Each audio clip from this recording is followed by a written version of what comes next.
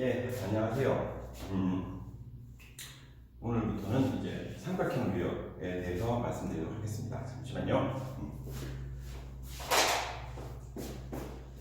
자, 삼각형 위협은 여러분들 7장에서 6장에서 혹은 7장에서 위협에 대해서 이제 배웠죠. 이제 앞서 전 시간에 사각형 위협에 대해서도 위협가 나오게 되면은 항상 Q는 얼마가 되는지 공식이 나오게 돼요. 근데 사각형 위협 같은 경우에는 H의 2분의 3승이었죠. 물론 이제 유도하는 거는 6장 7장에서 다 했지만 이제 이런 걸 삼각형 위협이라고 그러고요. 혹은 또 V나치라고 해요. V나치 위협은 사각형 위협에 비해서 낮은 유량을 정확하게 측정할 때 사용을 하는데, 실제로 여러분들이 졸업을 하고 물 관련, 그러니까 이수나 치수 관련 어떤 그 정수장 같은 데서, 하수처리장 같은 데서 이용하다 보면 가장 많이 쓰이는 게 바로 이 삼각형 위협이에요. 삼각형 위협은 사각형 위협보다 수소 증가에 따라서 유량이 급격히 증가하기 때문에 낮은 유량을 미세하게 측정할 때 많이 써요. 그래서 여기다가 눈금 표시를 해서 보통에 운영하시는 분들이 조경표 같은 것들을 만들어서 붙여놓고, 눈금이 이 정도 왔을 때는 얼마가 유량이 지금 얼마만큼 흐르고 있다는 것을 측정을 하게 돼요. 근데 Q는 여기를 흘러 들어가는 이 유량은 Q는 C 탄젠트 2분의 세타 H의 2분의 5승이라고 해요. 자, 파란 표시를 해놨는 공식 같은 경우에 여러분들이 어떻게 하셔야 되냐 하면은 이 H의 2분의 5승이다. 사각형 위협 같은 경우에는 2분의 3승이다 정도는 좀 알고 계셔야 돼요. 자, 이제 사다리꼴 위협. 사다리꼴 위협 같은 경우에는 측면이 연직으로 되어 있지 않은 위협을 얘기하는 거죠. 이렇게 연직으로. 그래서 오늘 경사를 이렇게, 여기 1이 갈 때 높이가 한 4 정도 된다는 거죠.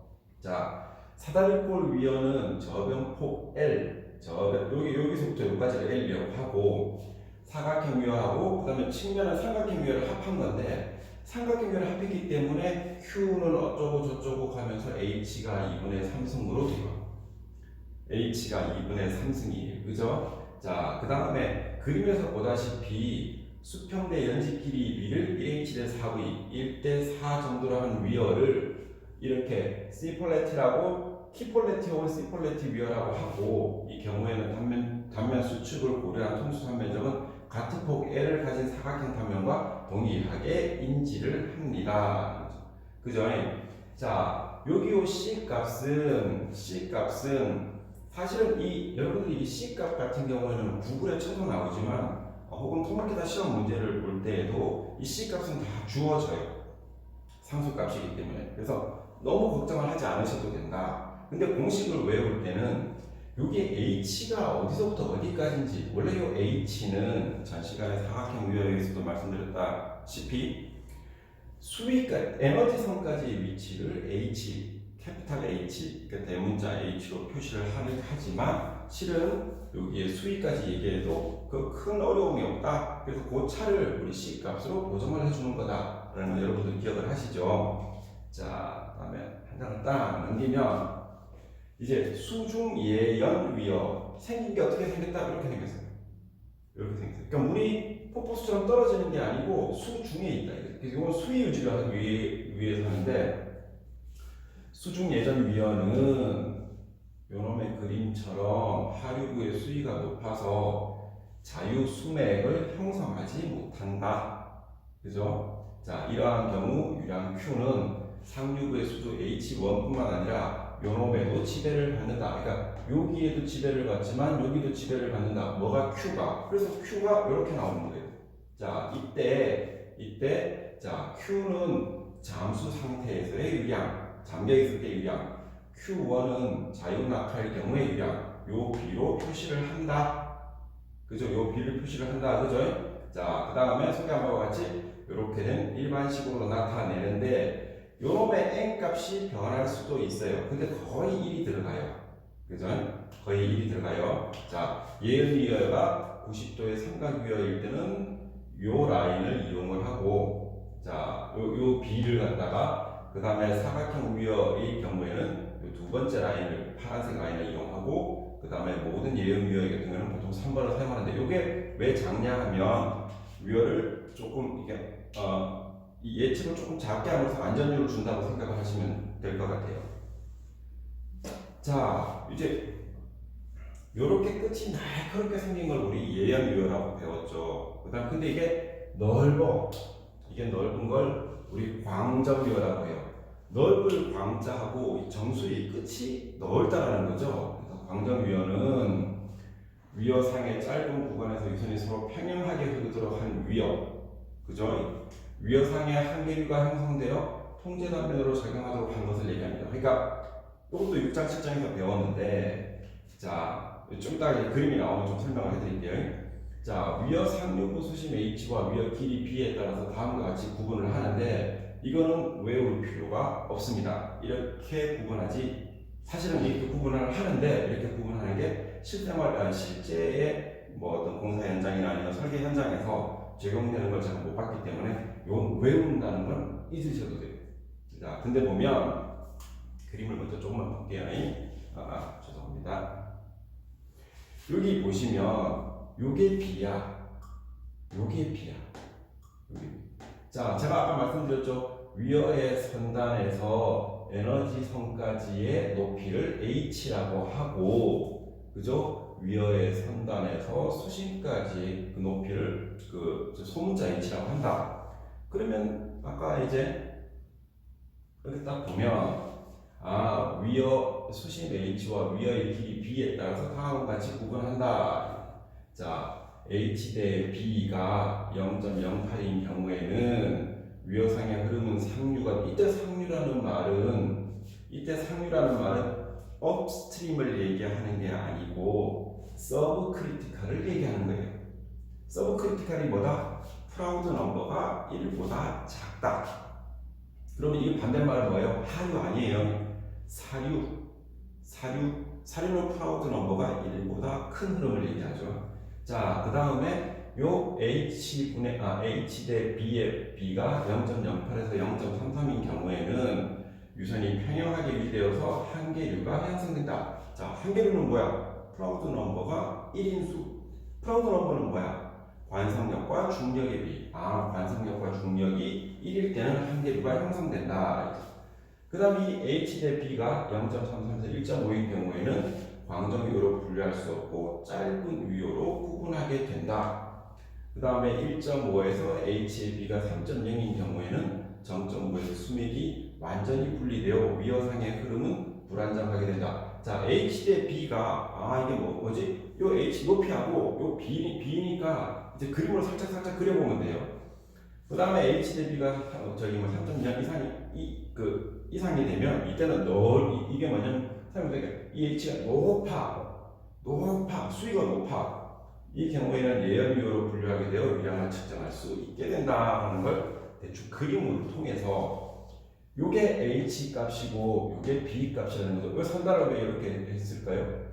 여기에 와류를 줄이기 위해서 보통은 이렇게 위열을 만들어놔요. 근데 이거 여러분들 많이 보세요. 언제 보냐면 여러분들은 어떻게 징검다리 같은 거 만들어 놓을 때 요즘 보면, 제가 이걸 어디서 봤냐면 청계천 같은 데서 보면 비가 많이 적게 올 때는 이렇게 돌다리처럼 되고, 그 다음에 비가 많이 와서 유량이 늘을 때는 이렇게 광정위호로 되는 것을 여러분들이 보실 수 있을 겁니다. 자, 그때 광정위호에 흘러가는 요 유량은 여기가 한계류가 된다는 거죠. 여기가 요 선상에, 그러니까 위어 선단 요 부분이 HC라 그래서 한계류가 된다는 얘기지요. 네. 자, 광정위호는 Q는 루트 2지분에 요렇게 된다는 거 기억하고 계셔야 됩니다.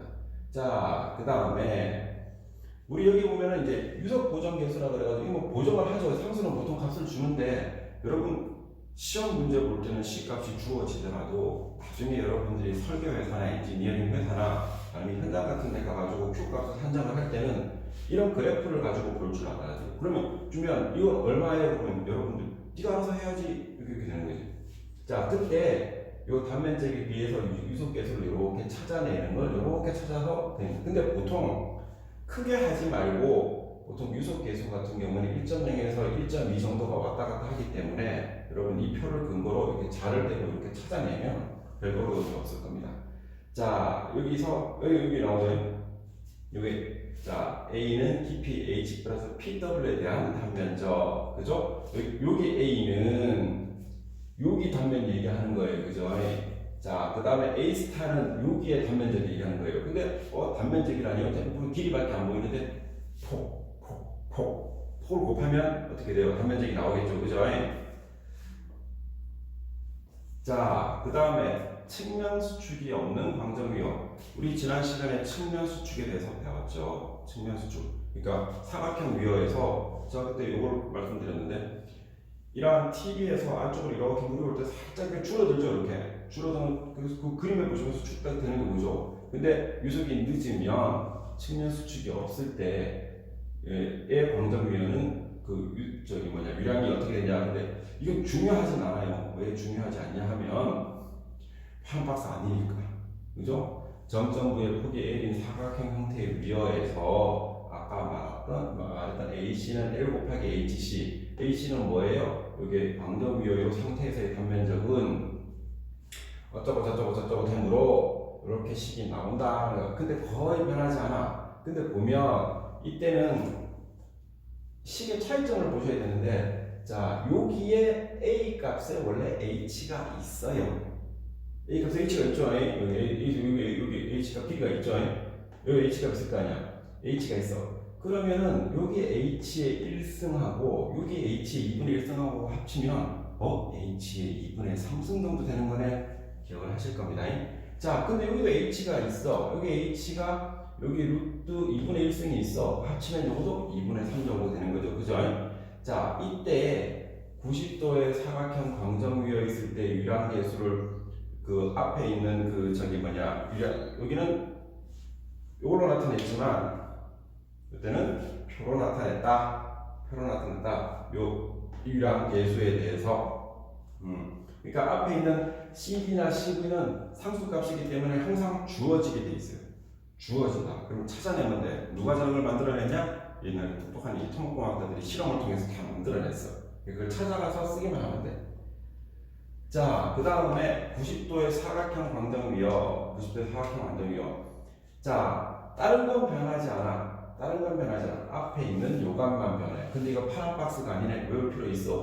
없습니다. 자, 근데 90도의 사각형 광정위어에서는 요 유량계수만 앞에 있는 A의 90도 사각형 광정위어에 바꿔 쓰면 된다 이거죠.